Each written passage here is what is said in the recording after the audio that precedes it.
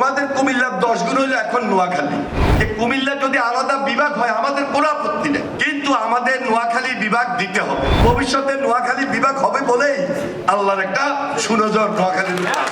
আমি লিখছি নোয়াখালী বিভাগ চাই। আমরা ইচ্ছা করলে আরো 3টা ডিস্ট্রিক্ট বানাইতে পারি। কি কারণে আমরা নোয়াখালীকে বিভাগ চাই? আমার কাছে সিগনেচার নেওয়ার জন্য আসছিল কুমিল্লা বিভাগের এক নেতা, যে কুমিল্লা বিভাগের আমরা যেন সমর্থন করি, একটা সিগনেচার বা একটা সুপারিশ করি। তো বরকতুল্লাহ বলু, আবুল খায়ের ভূঁইয়া সাহেব, তারপরে আমাদের মাহমুদুল খোকন ভাই উপস্থিত ছিলেন। খোকন ভাই শুনছেন কিনা আমি জানি না, আমার মনে হয় শুনছেন। আমাদের গণপূর্ত মন্ত্রী সুমন সাহেব, জাকারিয়া, সে আসছে আমার সুপারিশ দিতে। আমি কিন্তু সুপারিশ করে বলেছি। সুপারিশ করতে গিয়ে আমি ওইখানে একটা প্রতিবাদ স্বরূপ সুপারিশ করছি। আমি লিখছি নোয়াখালী বিভাগ চাই।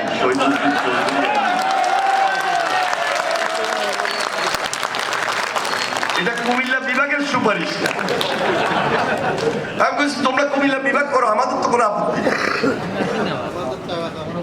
তোমাদের কুমিল্লার 10 গুণ হইলো এখন নোয়াখালী।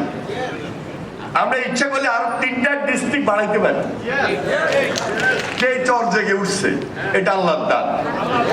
এবং ভবিষ্যতে নোয়াখালী বিভাগ হবে বলেই আল্লাহর একটা সুনজর নোয়াখালীর। জনসংখ্যায় বলেন, টাকায় বলেন, পয়সায় বলেন, মেধায় বলেন, বুদ্ধিতে বলেন, নোয়াখালী ফার্স্ট। তো আমাদের বিএনপির যেমন স্লোগান, সবার আগে বাংলাদেশ, সবার জন্য বাংলাদেশ। আর নোয়াখালী বিভাগে আমি লক্ষ্মীপুর থেকে সবার আগে এটা বলতে পারি, সবার আগে নোয়াখালী বিভাগ।